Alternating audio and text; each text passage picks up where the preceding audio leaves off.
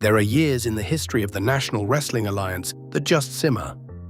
Quiet years where the champion makes his rounds, the local heroes chase him in circles, and nothing much really changes on the big board. And then there are years like 1977, years so stacked, so violent, so absolutely loaded with talent hitting their peak all at once, that when you look back on them now, you can hardly believe it all happened inside a single 12-month stretch. Think about everything that was crammed into this one year. Harley Race walking into a Toronto ring and ripping the world title off Terry Funk, launching one of the longest and most dominant championship reigns the business would ever see. Ric Flair, a young man who had been told by doctors that he would never wrestle again after a plane crash shattered his back, climbing off the operating table and winning his first major singles championship. And in the swamps of Florida, the blonde son of a plumber, Dusty Rhodes, talking his way into becoming the most beloved man in wrestling, while a bloodied Harley Race tried desperately to keep him down. This was the National Wrestling Alliance in 1977. So buckle up, because there is a lot of ground to cover, and almost all of it is on fire. Let us set the stage first, because the state of the Alliance in 1977 is a huge part of what made the year so good. By 1977, the National Wrestling Alliance was operating like a well-oiled war machine at the height of its influence. The map was carved up between the great territories, each one running hot. Jim Crockett Promotions had the Carolinas and Virginia locked down as the Mid-Atlantic Territory. Eddie Graham owned the drama-soaked kingdom of championship wrestling from Florida. Georgia Championship Wrestling was packing the Omni in Atlanta. Sam Muchnick's St. Louis Wrestling Club remained the most prestigious address in the entire sport. Bob Geigel ran Central States out of Kansas City. And the whole thing stretched clear across the Pacific through a deep partnership with Giant Baba's All Japan Pro Wrestling. The engine that made all of it run was the traveling world champion, the man who carried the 10 pounds of gold from kingdom to kingdom and gave every territory a shot at the biggest prize in the business. And getting that booking right, deciding who held the belt and where he went, was the most important political job in wrestling. That job had a new wrinkle in the mid-1970s. For decades, the calming hand on the wheel had been Sam Muchnick, the respected St. Louis promoter who could sit a room full of ruthless money men down and somehow keep the peace. But Muchnick had stepped back from the presidency and the office had passed to Jack Adkisson, better known to the world as the terrifying iron-clawed villain Fritz von Erich. And plenty of the other promoters raised an eyebrow at that because Fritz was not just an administrator. He owned his own territory in Dallas, and he was still an active wrestler, which struck a lot of people as a serious conflict of interest. The alliance was as powerful in 1977 as it had ever been.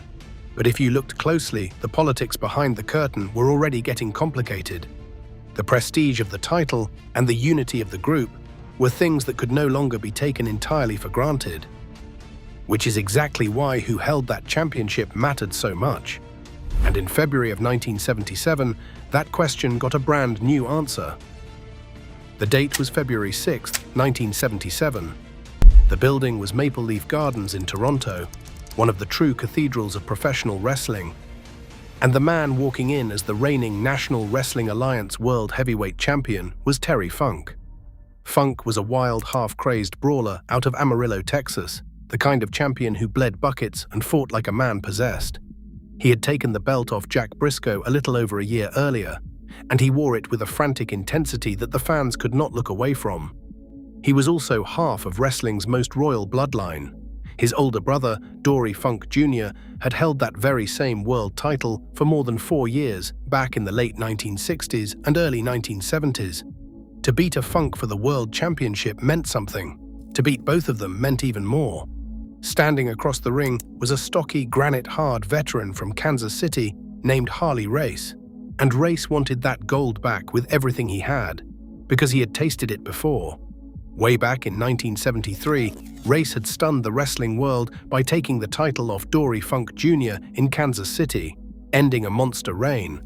But that first championship run had lasted only a couple of months before Jack Brisco relieved him of it. For 4 long years, Harley Race had ground his way back through the ranks, waiting for another crack at the top. Now here it was. And the story going into that night had a cruel edge to it. The evening before, down in St. Petersburg, Florida, Terry Funk had defended the title against Dusty Rhodes in a wild physical brawl, and he had banged up his knee in the process.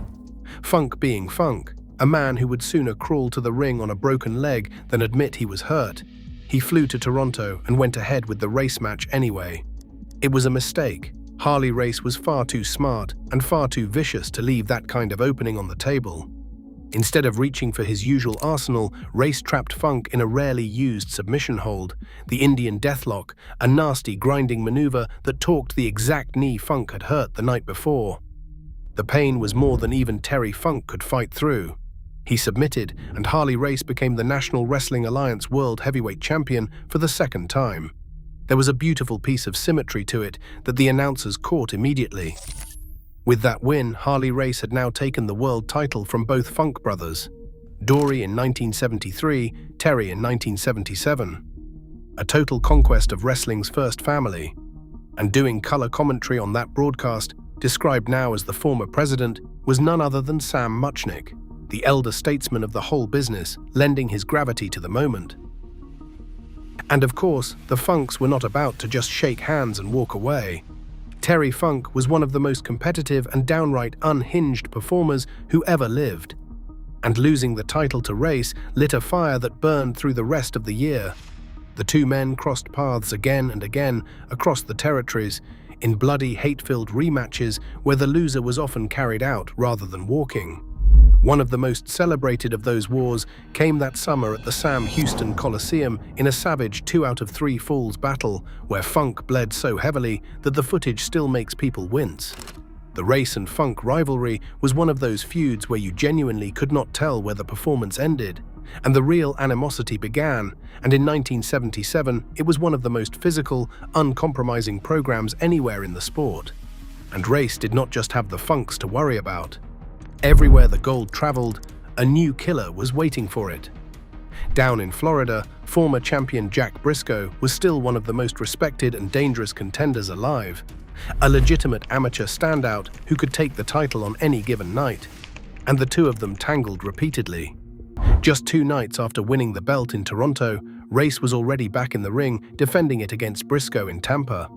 There was no honeymoon period for a National Wrestling Alliance champion. The moment you won the belt, every top hand in every territory in the country wanted to be the man who took it from you. But here is the thing that nobody in that building could have understood in the moment. This was not just another title change in a business full of them. This was the beginning of an ERA. Harley Race was about to hold that championship for nearly 5 straight years, a staggering reign of roughly 926 days that would not end until a bloody, exhausted Dusty Rhodes finally dethroned him in Tampa in the summer of 1979. In a business built on short, hot title switches, Harley Race became a permanent fixture, the fixed point that the entire alliance would orbit for the rest of the decade. And it all started on that cold February night in Toronto. So what did it actually mean to be Harley Race in 1977, the traveling world champion of the National Wrestling Alliance? In a word, it meant war. Constant, grinding, physical war. Being the National Wrestling Alliance champion was not a glamorous job. It was closer to being a soldier on permanent deployment. Race had no home life to speak of. He lived on airplanes and in rental cars and in an endless smear of hotel rooms in cities he never had time to actually see. He defended that title as often as 6 nights a week, sometimes twice in a single day, wrestling marathon matches that could stretch to a full hour, and then getting up the next morning to do it all over again a few hundred miles away against a completely different opponent. And every single night, in every single town, he had the hardest job in the building. His task was not simply to win. His task was to walk into a strange territory, take the local hero to the absolute brink, make that hometown crowd believe with all their hearts that their guy was about to win the world title, and then find a way to escape with the gold still around his waist. He had to bleed, he had to sell, he had to make his opponent look like $1 million, and then he had to leave town as champion so the fans would buy another ticket for the rematch. It was an art form, and it was exhausting, and Harley Race was the best in the world at it. 1977 was an absolute grind of these wars. Just 2 nights after winning the belt in Toronto, Race was already defending it against Jack Brisco down in Tampa. He crossed swords again and again with the Funk brothers, who were not about to let the man who had beaten both of them rest easy. He had savage, bloody battles with Dusty Rhodes all over the state of Florida. Everywhere the title went, it went into a fight, and the man carrying it took a physical beating night after night that most modern wrestlers could not survive for a month, let alone for years on end. What made it work was that Harley Race was legitimately one of the toughest human beings in the entire industry. The promoters trusted him with their most valuable asset precisely because everyone knew that if some ambitious young shooter in a strange town decided to take that belt for real, Harley would hurt him, and hurt him badly. That reputation protected the championship in 100 arenas where no one would ever dare test it. In an era before guaranteed money and corporate lawyers, the world title was defended by a man who could genuinely defend it. And in 1977, that man was at the absolute peak of his powers. Think about the physical reality of that year for a moment. Race was going an hour in the ring against a different top-flight opponent almost every night, taking bumps on concrete floors and unprotected wooden barriers, bleeding by the pint, and then folding himself into a car or a plane to do it again the next day in a city hundreds of miles away. There were no days off built into the schedule of a National Wrestling Alliance champion, no light nights, no coasting. Every single crowd had paid to see their local hero challenge for the biggest prize in wrestling, and every single crowd deserved a war. Harley Race gave them one, over and over and over, for the entire year and for years beyond it. When people talk about the toughness of the old-school champions, this is what they mean. Not a gimmick, but a man physically carrying the most important title in the business on his back, through a schedule that would break most human beings in a month. Now, if you wanted to see where the heat of the Alliance was burning hottest, you had to go south, to the swamp heat and the melodrama of the Sunshine State. Championship Wrestling from Florida, run by the shrewd Eddie Graham, was widely regarded as the finest storytelling promotion in the entire business. Anchored by the calm, authoritative, absolutely iconic voice of announcer Gordon Solie, a man who made professional wrestling sound like a matter of genuine life and death, Florida told long, patient, emotionally devastating stories that paid off in packed houses. And in 1977, the promotion had a supernova on its hands. His name was Dusty Rhodes, and he called himself the American Dream. Rhodes was not built like a Greek statue.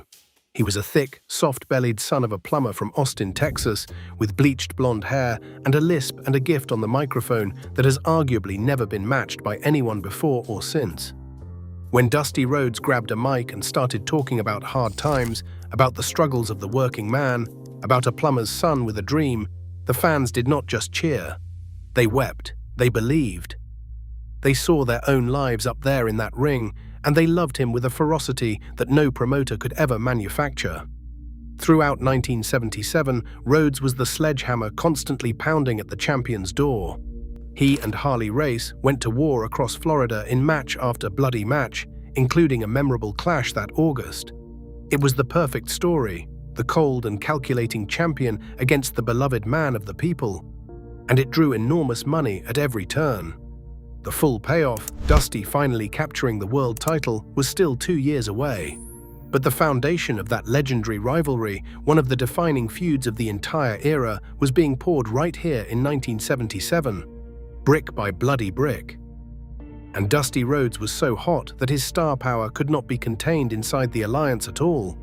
Even though the National Wrestling Alliance and the Northeastern Giant, the Worldwide Wrestling Federation, were entirely separate empires, the men at the top kept a cordial relationship. So in 1977, Dusty Rhodes went all the way to New York City and challenged the reigning Worldwide Wrestling Federation champion, the flamboyant and enormous superstar Billy Graham, in a series of matches inside Madison Square Garden. The most famous of them was a wild bull rope match, something the New York crowds had almost never seen, and it sold out the most famous arena on the planet. It was living proof that a genuine star in 1977 could draw money under any flag in anyone's kingdom. What made Florida so special that year, though, was that it was never a one-man show. Around Dusty, Eddie Graham had assembled one of the deepest, most talented rosters in the country. and Gordon Solier made every one of them feel like a star. Jack Brisco and his brother Gerald were fixtures. Wahoo McDaniel had spent time drawing money in the territory. Rugged veterans and hungry young hands filled out cards that ran hot from Miami to Tampa to Orlando. And the Florida style of long-form, emotionally brutal storytelling meant that a feud in that territory did not just get you a match. It got you a saga, one that built for months and paid off in blood and bedlam.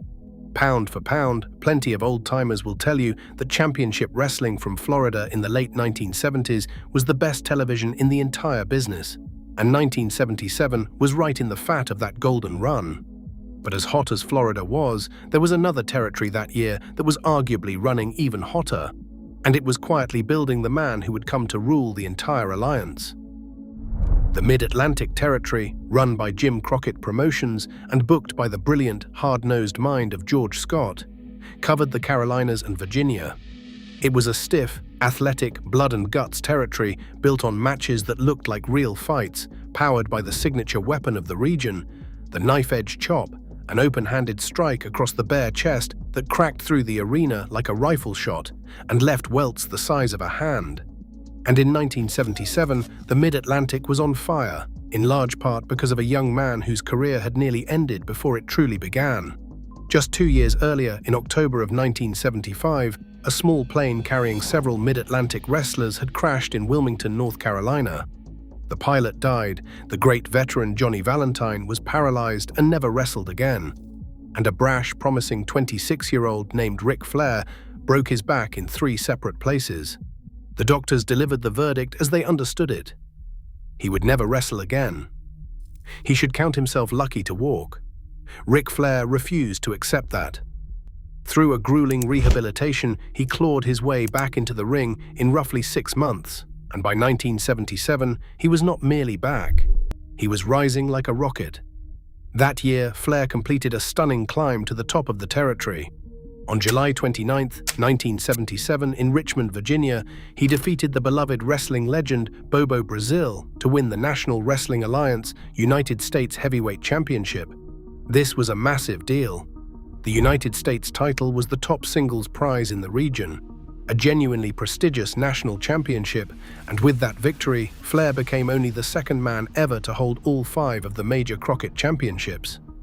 He had done it in just his 4th year in the business and only 2 years after breaking his back in 3 places. The kid was special and everyone could feel it. But Flair was not only a singles star in 1977. He was also one half of one of the most despised tag teams in the entire country, running with the vicious, elbow-dropping second-generation heel Greg Valentine, known as the Hammer. Flair and Valentine captured the National Wrestling Alliance World Tag Team Championships that year and waged a savage war against the Minnesota Wrecking Crew, the terrifying tandem of Gene and Ole Anderson. The Andersons were the gold standard of mean, methodical tag team wrestling, a pair of thick-armed bruisers who would seize an opponent's arm and dismantle it joint by joint until the crowd was screaming for mercy. For 2 arrogant young heels like Flair and Valentine to trade the belts back and forth with legends like that was a signal to the whole alliance. These 2 were the real deal, and they were being trusted with the territory's most important gold. Those tag title switches came in violent, blood-drenched cage matches and grudge bouts that packed the Greensboro Coliseum and every armory and auditorium on the loop, and the belts changed hands more than once as the year went on. And the Mid-Atlantic did not run out of star power after the top 2 names. This was a stacked, deep territory. The massive Texan Blackjack Mulligan prowled the region as one of the most feared big men in the business. Paul Jones and Rufus R. Freight Train Jones were beloved fan favorites who could main event anywhere. Wahoo McDaniel was in the absolute prime of his career as one of the toughest draws in the sport. George Scott, the booker, kept the whole machine turning over with fresh feuds and constant title movement. And the result was a territory where the television was appointment viewing and the arena cards up and down the Carolinas and Virginia were routinely selling out. In 1977, if you wanted to see the hottest, stiffest, most star-studded wrestling in America week in and week out, the Mid-Atlantic was the place to be. And it was Greg Valentine who stood at the center of what became one of the single most infamous angles in the entire history of professional wrestling. All through 1977, Valentine had been locked in a brutal feud with the tough Native American star Chief Wahoo McDaniel over the Mid-Atlantic Heavyweight Championship. The two of them beat each other half to death with those thunderous chops, trading the title through the summer. Then, on the night of September 7, 1977, at a television taping inside the WRAL studios in Raleigh, North Carolina, Greg Valentine gave the wrestling world a moment it would still be talking about decades later. He won the title back from McDaniel and, as part of the story, broke Wahoo's leg in the process. What made it immortal was what Valentine did afterward. He was not remorseful. He was gleeful. In the weeks that followed, he strutted around the territory in a plain black t-shirt with blunt block lettering across the front, declaring that he broke Wahoo's leg, and across the back, the sneering taunt, "No more Wahoo." He and Flair even mocked the injured McDaniel in interviews, tossing pocket change at him, asking whether he needed a custom-made wheelchair for his fat body. The fans wanted to climb through their television screens and tear both men apart, which was, of course, the entire point. That kind of pure, boiling hatred was worth its weight in gold at the box office, and it built the demand for a rematch to a fever pitch. It stands to this day as one of the most effective heel angles the business ever produced. And then, to cap off a truly incredible year for the Mid-Atlantic, came a moment whose true significance almost nobody in the building could have appreciated.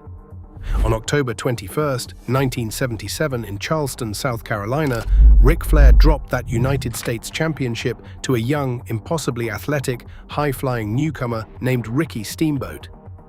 To the fans in the arena, it was a great match and a title change. To history, it was the opening bell of the greatest in-ring rivalry the sport has ever known.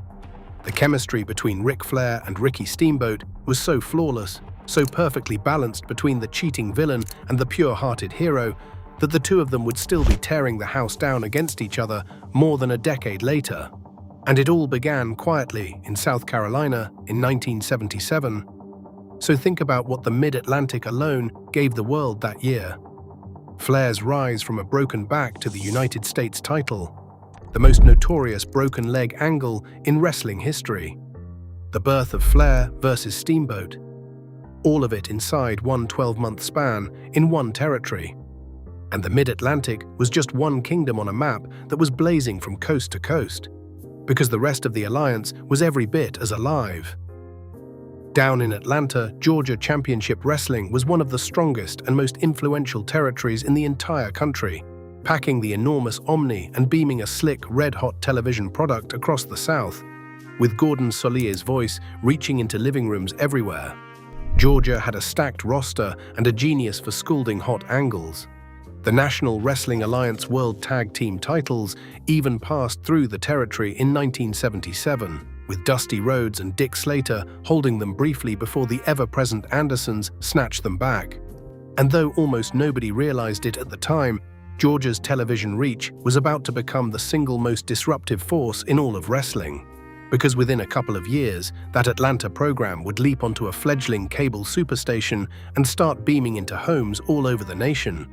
In 1977, that was still just a whisper on the horizon, and the territory borders still felt as solid as ever. Meanwhile, in the heartland, the St. Louis Wrestling Club remained the most prestigious address in the whole business. This was Sam Muchnick's town, the spiritual capital of the National Wrestling Alliance.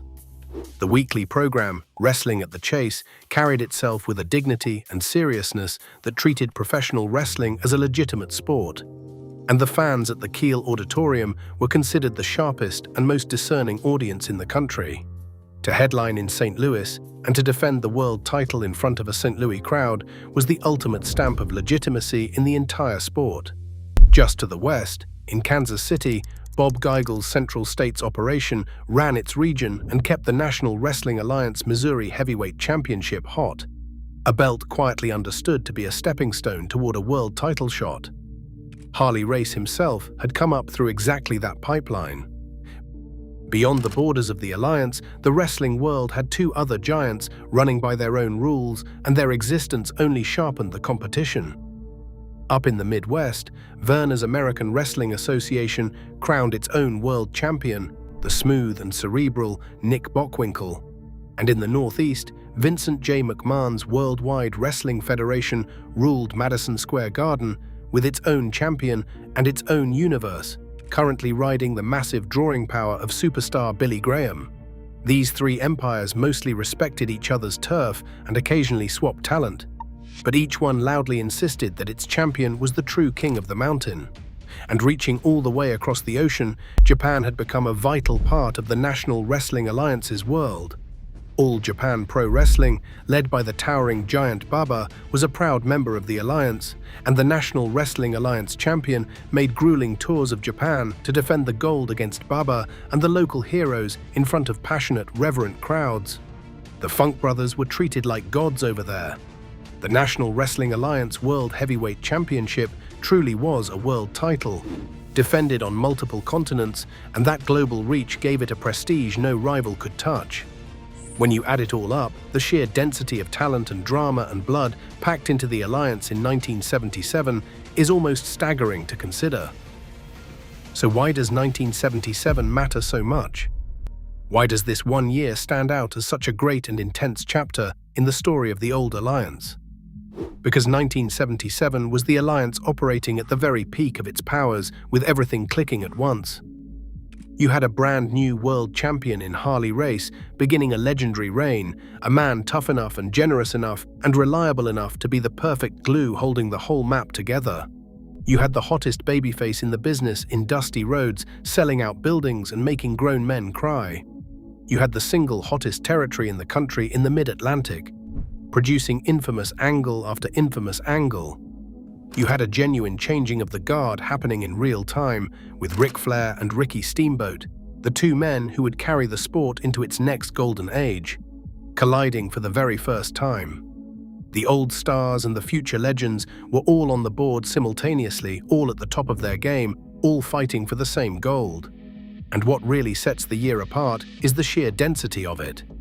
This was not one great feud carrying a slow calendar. It was a dozen great feuds burning in a dozen territories all at the same time, any one of which could have headlined a whole year on its own. A world title change and a 5-year reign launching in Toronto. A blood war between Race and the Funks. Dusty conquering Madison Square Garden. Flair rising from a broken back to the United States title. Valentine breaking Wahoo's leg. Flair and Steamboat lighting the fuse on the greatest rivalry the sport would ever see. Pick almost any month of 1977 and drop into almost any territory, and you would find something unforgettable happening. That is what greatness looks like in professional wrestling. Not one bright spot, but a whole sky full of them. And there is a bittersweet beauty to it when you look back now, because 1977 was also the last calm, confident breath before the whole structure began to shake. Every crack that would eventually tear the alliance apart was already there in miniature. The conflict of interest simmering in the president's office hinted at the political knife fights to come. The Georgia television signal was about to find cable, and once fans could watch wrestling from another territory in their own homes, the magic of those sacred borders would begin to dissolve. And somewhere in the near future, a young man named Vincent Kennedy McMahon was studying his father's business and dreaming of tearing down every wall and conquering the entire country under a single flag. None of that had arrived yet. In 1977, the map still looked exactly the way it had for 30 years, and every region was blazing. That is what makes the year so special. It was the old world at its absolute brightest, the territory system more powerful and more perfectly balanced than it would ever be again, and packed wall to wall with the greatest talent the business had to offer. You could feel the whole future taking shape inside it, in Ric Flair rising from a plane crash, in Dusty Rhodes owning the microphone, in Ricky Steamboat lighting up the Carolinas, in Harley Race grinding out war after war with the gold around his waist. The kings of tomorrow were already stepping into the light, and the reigning champion was carrying the crown better than almost anyone ever had. That is the story of the National Wrestling Alliance in 1977. A title changing hands in a Toronto cathedral, a reign for the ages beginning. Blood in Florida, a broken leg in Raleigh, and the first sparks of a rivalry for the ages in South Carolina. An old empire glowing at its hottest, right before the dawn of an age that would change professional wrestling forever. The territory era would never be more intense, more romantic, or more perfectly balanced than it was in that single unforgettable year. Drop a comment and let me know which of these 1977 feuds you would have paid to see live, and which year of National Wrestling Alliance history you want us to break down next. If you enjoyed this deep dive, do me a favor and hit that like button and subscribe. You are not going to want to miss the next one. Thank you, and until next time.